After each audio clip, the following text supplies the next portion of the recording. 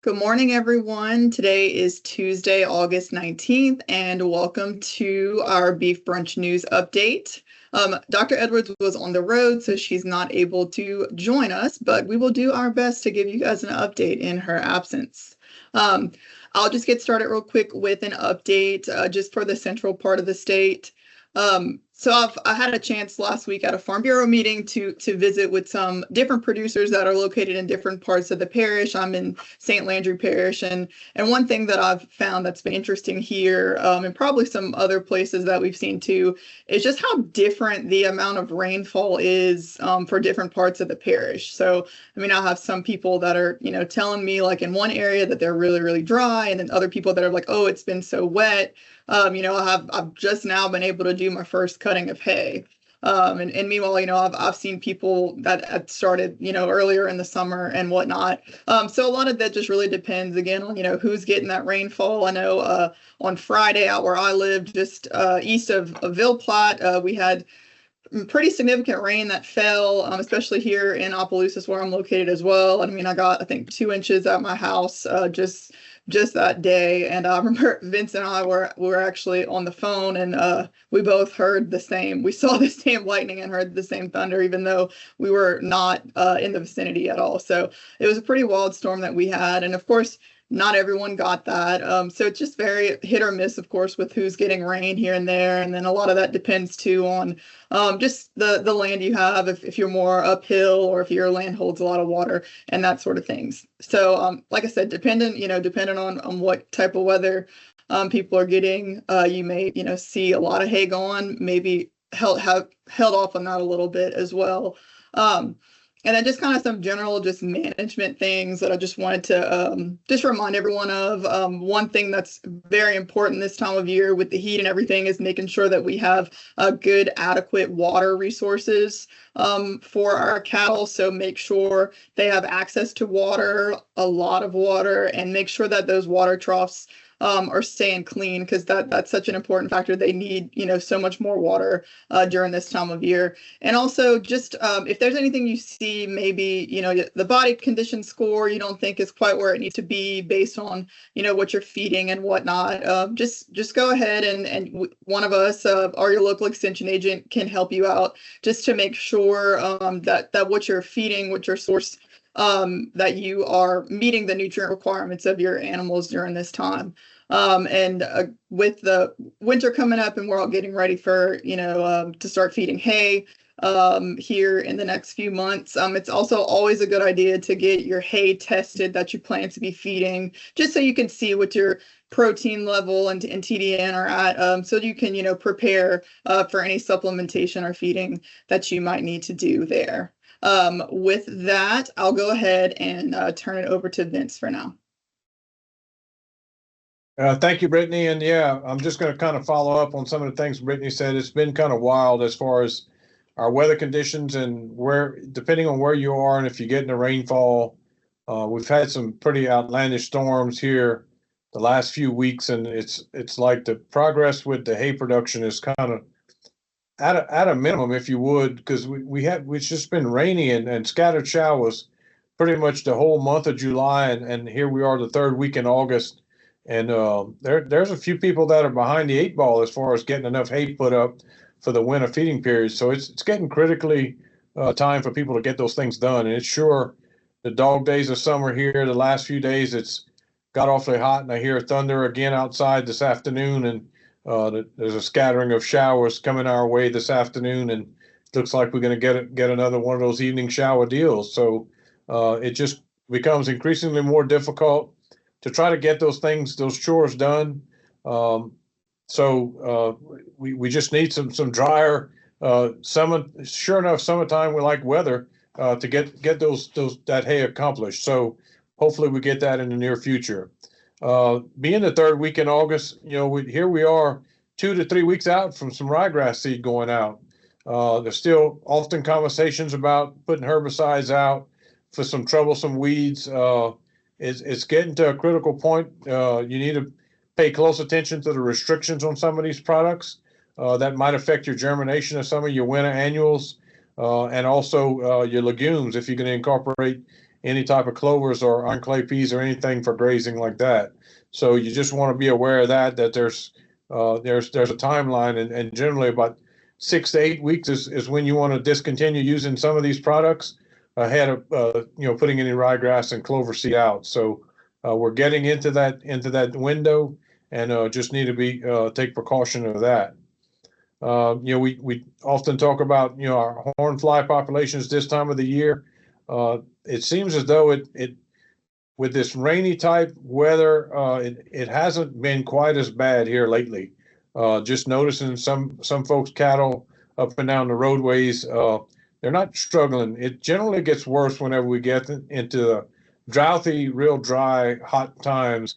So I would suspect if we get into some drier conditions, as far as the lack of these afternoon rain showers, we'll probably see some uptick in the horn fly populations through the end of August, and generally September and October are dry. So prepare to use back rubs and that sort of thing, or it's getting kind of late to pin up and awfully too hot to work cattle to put ear tags. You might want to use some topical applications of some type of insecticide.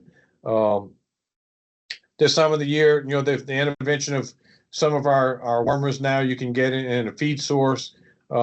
Maybe use some of those to get a late season worming moving into the fall season, and take advantage of that feeding where you can get by them with some type of a gun with with your applicator on your UTV or your ATV, and put a little insecticide on them to give them some relief from those horn flies and other flies.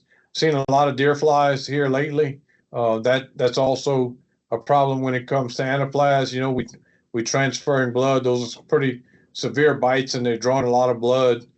So you want to take caution to that, and know that can be an issue for you. So where that is an issue, we talked about ryegrass. Get with your local seed dealers, whoever you normally purchase your ryegrass seed and fertilizer from, and let them know what your intentions are.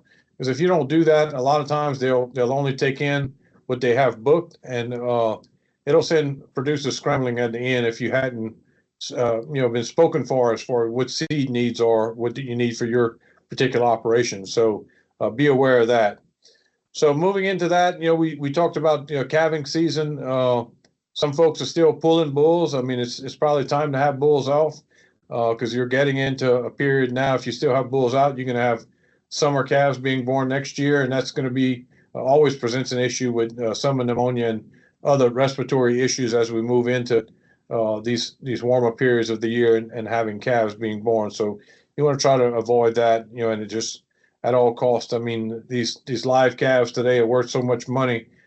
Try to rear a good one that's going to yield well and gain the weight that you need to get them through that 205 to 210 day weaning period to make sure that you got a good healthy calf to bring to market. So be aware of that. And I'm sure Leo will talk about some of our markets. Our markets are still really hot, and probably on the increase from what I'm seeing from some of the local market barns, auction barns. So it's been very exciting for some of the local cattle producers that we've never seen these times before. So take advantage of it, get some equipment repaired, make those necessary expenditures, but don't overexpend. We always talk about purchasing new equipment, and you probably have to do some of that at some point here with these higher prices. But just be wise about your expenditures and only spend what you need to. So I'll close with that. And again, like Brittany mentioned, plenty shade, plenty cool water, and places to go, especially those bulls. Those bulls don't cool off quite as easily as some of your other classes of cattle, like calves and lighter cattle that that with their muscle complex, it's just a little bit harder for them to get cooled down when they get overheated in these times during this period of the year. So with that, I'll close. Thank you all. Okay, thanks, Vince, for that update as well. A lot of good information there. So now we'll go ahead and turn it over to Tripp up in the Northeast. Hi, thank you very much for having me again this week. And thank you, Brittany and Mr. Vince, for y'all's great updates. As always, really quality work there on y'all's end. I think Vince was looking at some of my notes because a lot of the things I was going to comment on today, he already covered pretty well. But just going through the Northeast region a little bit, the past 2 weeks provided some pretty good opportunities for producers to get out in the field and get some hay picked up. So with this last 2 weeks passing by, about the last 6 weeks, we've had some pretty good opportunities to get out in that field and get caught up. So producers are feeling a lot better about where they're sitting today than they were a month and a half ago moving into fall.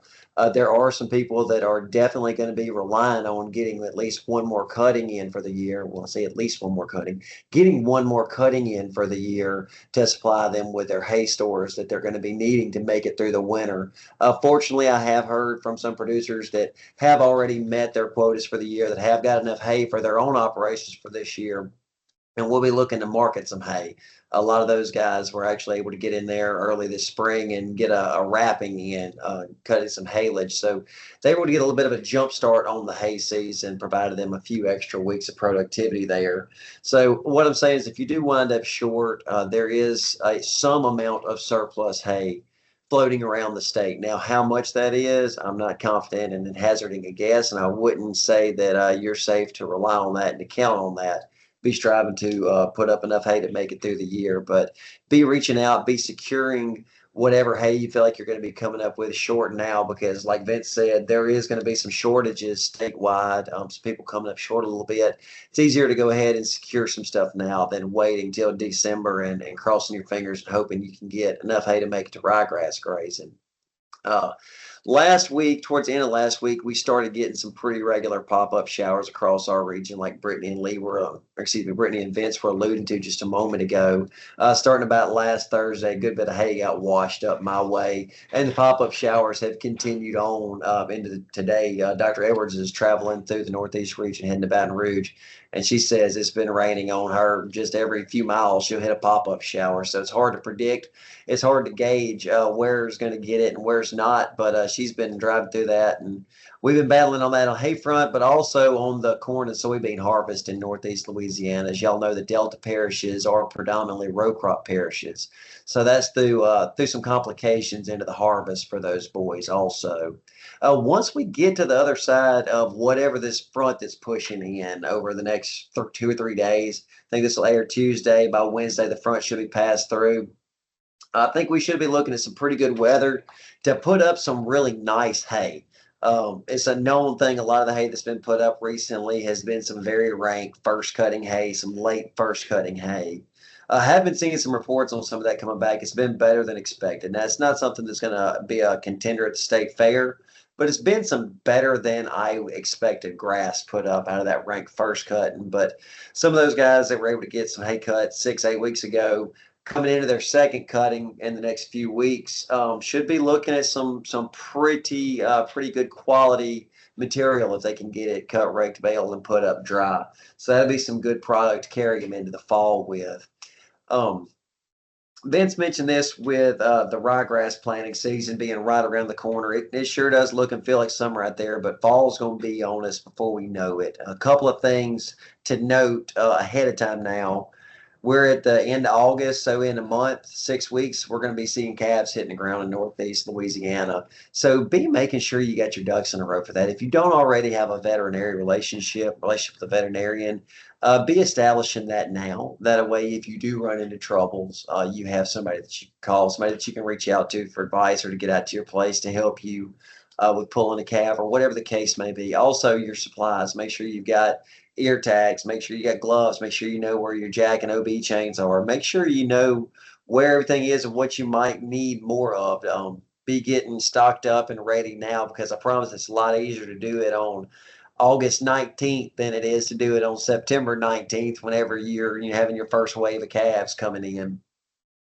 Another thing to mention a little bit further out on the horizon, but now's not a bad time to be getting your bull power set up for your fall born calves. Those bulls won't be going out probably until January sometime. But now you've got time to be making your selections. You can be selective. You can find something that's really going to fit into your program and work. There's several purebred sales coming up in the next couple of months, not just in Louisiana, just region wide. It'll be pretty easy to source a bull in the next couple of months. That's something you need to be making your mind up now, deciding what direction you're going to go, be sourcing availability, going over EPDs and deciding what's going to work into your program moving forward. If you ever need any help, especially looking over EPDs, those can be somewhat overwhelming, especially if you're a new producer. Feel free to reach out to any of us. I know all of us are on the podcast right now. That's something we all kind of get excited about is going over EPDs and helping decide what's important and what's going to be the most beneficial for your operation. A couple of things event-wise we've got coming up. August 29th, we've got our second installment of the Northeast Louisiana Haymakers Conference. So the first one we did at the end of the spring this year.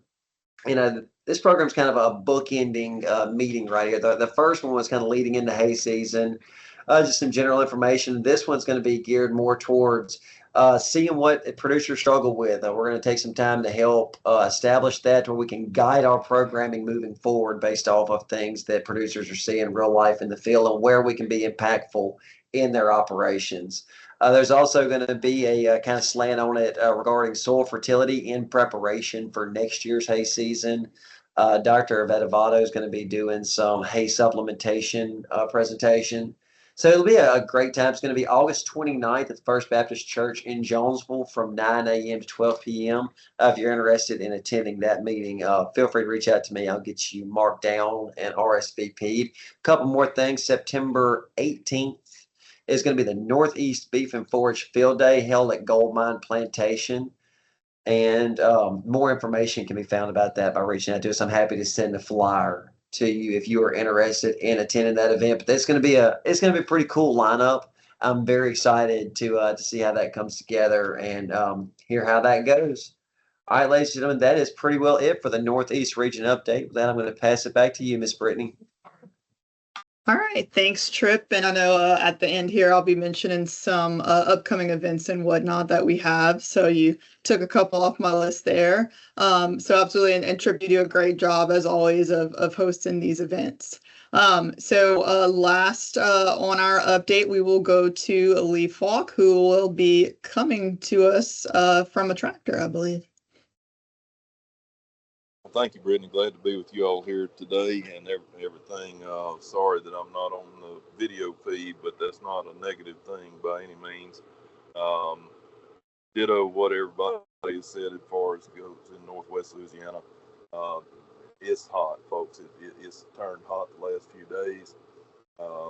We've had spotty pop-up showers and a few storms that have kept things nice and green and wet and spoiled some folks' hay making efforts, but by and large that's kind of slowing down just a little bit, and we're starting to dry out. And there are pockets, I believe it was Brittany that was stating how it's funny how one area can be dry and just right down the road be really wet.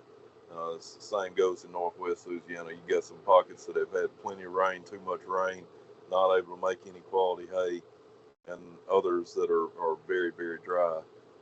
But it's hot. It's Louisiana. We know what we're in for as far as this goes. Vince said the dog days of summer, and that's a great way to put it. Plethora of hay in Northwest Louisiana. A lot of folks making hay. A lot available on the market, which may come in handy later on. Pastures look really good, but are starting to dry out. It's starting to look like August in some corners of Northwest Louisiana. We'll see what happens. This front Tripp was talking about, they're forecasting rain for us there. We can get rain. We can keep limping along on this deal. These pastures look phenomenal for this time of the year in my corner of the world and everything. Not much cow working going on, some shipping here and there. And of course, there's cattle being brought out of the country by the markets, of course. When you get to markets this high, it's going to bring cattle to town, and we're definitely seeing that and everything.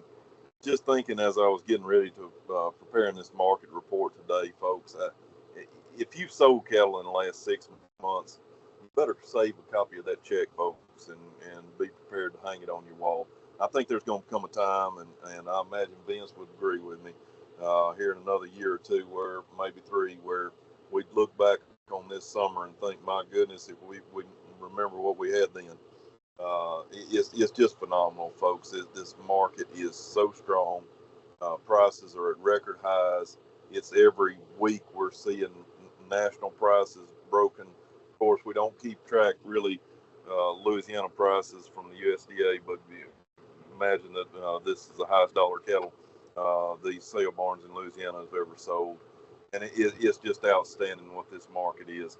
And folks, we're seeing this the heifer prices starting to reach parity with the steer prices. We're seeing many instances where heifer prices are keeping up with steers. So it's going to be interesting to see what's going to happen. We've got several factors that are pushing on the market or pulling, depending on how you look at it. I can tell you that a lot of the market, a lot of nerves are being built in this screwworm news that we keeps trickling out of Mexico, and the fact that we just recently USDA announced they're building a sterile fly facility there in Texas. And the market just, I don't know that it knows how to factor that in just yet, the screwworm threat and everything. So we've got that going on.